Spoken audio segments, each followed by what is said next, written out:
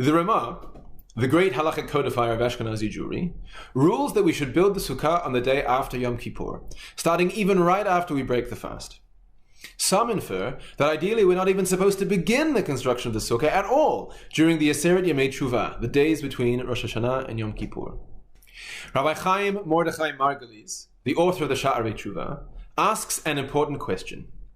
Would it not be better to build the Sukkah before Yom Kippur, so that the mitzvah of building the Sukkah might accrue to our merit during the Day of Judgment? I think the answer to this question is to be found in a deep understanding of the symbolism of the Sukkah. Of course, the Sukkah represents many things. It represents the clouds of glory that accompanied us in the desert, as God took care of our every need. It represents our continued dependence on God, because we can only sit in the Sukkah if there is fine weather. The Sukkah represents the transience of material goods, as we set aside our beautiful permanent homes and dwell for 7 days in a hut constructed of the leftovers after the harvest. The Sukkah reminds us that we are part of a community, as we leave the walls of our homes and see and hear our friends, our neighbors, the stranger, and the other in the world outside. But there is a lot of evidence that the Sukkah also represents the Mishkan, the Tabernacle, that portable temple which we built in the wilderness and carried with us as we traveled from place to place. The physical structure itself recalls the Mishkan.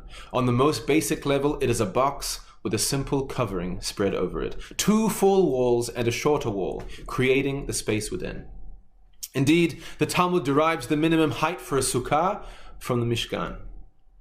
Further, the Gemara determines that there is a mitzvah to dwell in the Sukkah both during the day and at night by comparing the term used regarding Sukkot to the term used regarding Aharon and his sons dwelling in the Mishkan for 7 days and nights before its inauguration. Actually, if you look at the Old English Machzorim for the festival of Sukkot, you will see the holiday is called the Feast of Tabernacles. The Sukkah as a Mishkan answers our question, why the Ramah felt that the Sukkah had to be built specifically after Yom Kippur. On a technical, biblical level, the primary function of Yom Kippur was to purify the Mikdash, to wipe clean the slate so that the temple service could continue to operate year in and year out, despite inevitable human error. It was like a yearly tune-up for the temple. Symbolically, the cleansing of the Mishkan cleansed and wiped clean the slate so that God's presence could continue to be manifest among the people of Israel. It is only after this national rededication of the central Mikdash that we can construct our own personal Mishkan in purity and sanctity. On Yom Kippur, we transported ourselves to the Mikdash. We retold and reenacted that sacred sacrificial service, and our eyes were trained on the Kohen Gadol, the high priest. Would he go in and come out in peace this year? But on Sukkot, in just a few days' time, we bring a little of the Mikdash to us.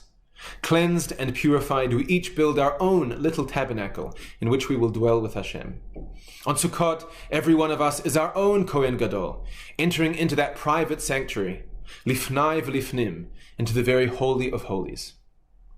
As we build the Sukkah in these days after Yom Kippur, let us revel in the excited anticipation of that intimate encounter with the divine. And let us consider how we can capture that energy of Sukkot and create a little space for the Shekhinah in our daily lives all year round. Shabbat Shalom and Chag Sameach.